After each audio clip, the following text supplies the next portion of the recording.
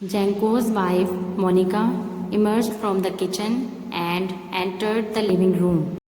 जैंको की wife Monika kitchen से निकली और रूम में एंटर हुई. Monica was small but the kitchen too was small, not much larger than a cupboard. Monica छोटी थी मगर किचन भी छोटा था, कबर्ड से ज़्यादा बड़ा नहीं था. She felt she needed a bit of fresh air. She had heard the shouting and had now come to see what was going on. उसे महसूस हुआ कि उसे थोड़ी फ्रेश एयर की ज़रूरत है. उसने शाउटिंग की आवाज़ें सुनी थीं एंड नाउ वो ये देखने आई थी कि क्या हो रहा है. Where else are they to play? She challenged Janko. Anywhere but in my ear, replied Janko. I have a headache.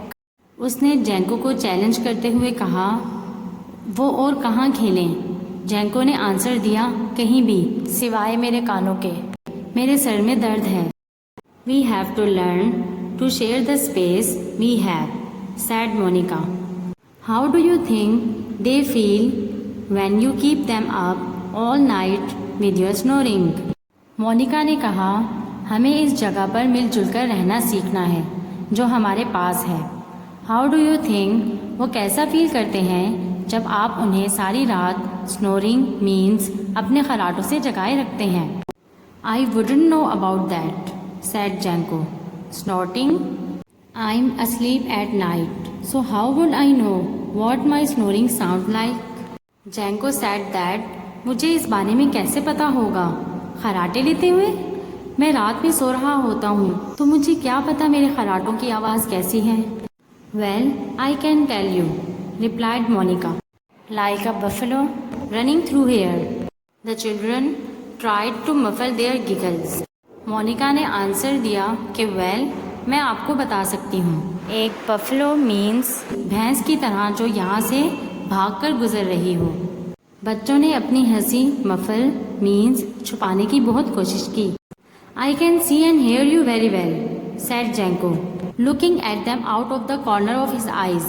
The giggling stopped abruptly and then started again when their mother winked. She seemed to be on their side.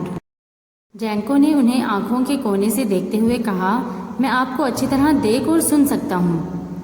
दबी हंसी एकदम से रुक गई और जब उनकी mother ने विंक मीन्स आंख मारी कि वो उनकी तरफ हैं तो उनकी हंसी फिर से शुरू हो गई.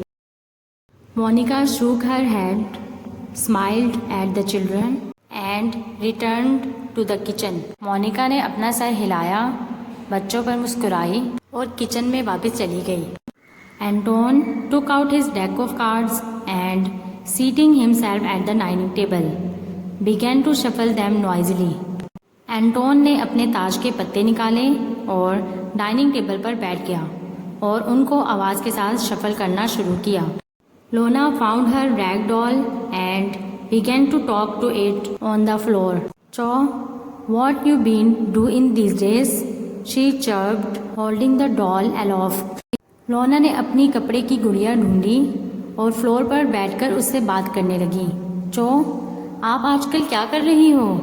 वो गुड़िया को हवा में पकड़ते हुए चहचहाई.